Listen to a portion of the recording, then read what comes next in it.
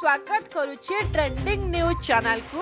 एबे चाकिछि बडे latest update आसुछि आम आईएमडी बाम भारतीय पाणीपाग विज्ञान केंद्र तरफ कि बंगोपसागर में सृष्टि होइतिबा लघुचापर प्रभाव आसंता काली ठारू आम ओडिशार अधिकांश जिला मानकर देखबा पाई मिलिबो।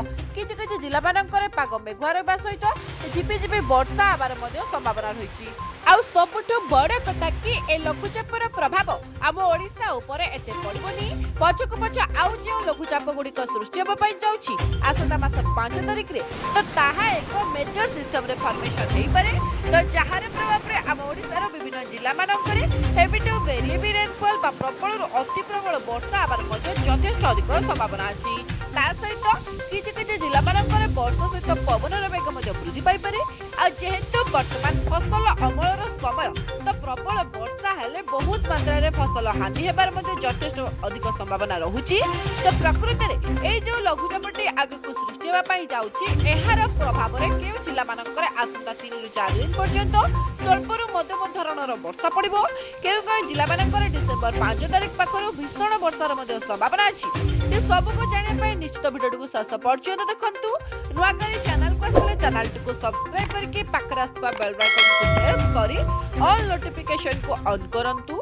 वर्षा बन्या बात्या आ लघुचापर सबुर फास्ट आ लेटेस्ट अपडेट आपण मानक पाखरे पहुंची जिवो। तो देरी न करी आरंभ करबा कोन एबे चाकिछि बड लेटेस्ट अपडेट आछि आम आईएमडी बाम भारतीय पाणीपाग विज्ञान केंद्र तरफ कि दक्षिण पूर्व बंगोपसागर एवं एहार पार्श्ववर्ती उत्तर अंडमान सागर में एक साइक्लोनिक सर्कुलेशन बा एक घूर्णिबलय गत किछि दिन तले सृष्टि होइतिला, जहाँकि अधिक घनीभूत होइकि ताहा एबे एक लो प्रेशर एरिया बा एक लघुचाप रे परिणत होइछि। आ एहा भी वेस्ट नॉर्थ ईस्ट डायरेक्शन रे गति करिवो। आ पूर्वरु सेमिति आकलन करा जाउतिला कि ए लघुचापटे बड़ लघुचाप रे परिणत होई पारे, किंतु एहा एक वेल मार्क लो प्रेशर रे कन्वर्ट हेबो, ता माने दुर्बल लघुचाप सृष्टि हेबो।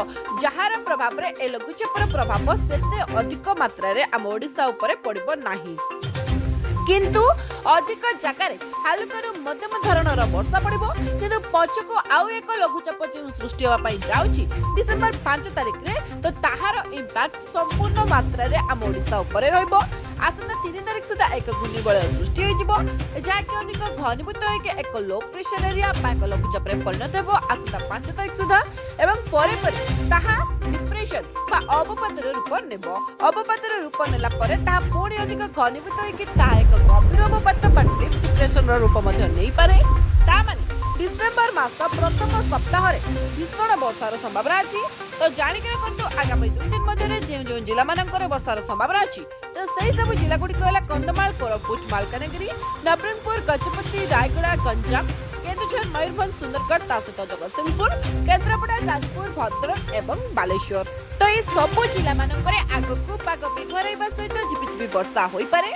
स्थाने स्थाने लाइट टू मॉडरेट रेन बा स्वल्परु मध्यम धरणर वर्षा आबार यथेष्ट अधिक संभावना अछि। आ 5 तारिख रे जे लघुचापटी सृष्टि हेबो, विभिन्न मॉडल माने आकलन करूछन्ति कि ताहा एक शक्तिशाली लघुचाप हेबो। तो जहार प्रभाव रे आम ओडिसा रे हेवी रेनफॉल बा प्रबल वर्षार संभावना अछि, किंतु आपण माने भयभीत होंतु नहीं। आईएमडी तरफ रु जाबे किछि लेटेस्ट अपडेट आसीबो संगे संगे मो अपलोड कर देबी, आपण मानक पाखरे पहुंची जिवो। सेति पई आम चैनल सहित जडित करंतु।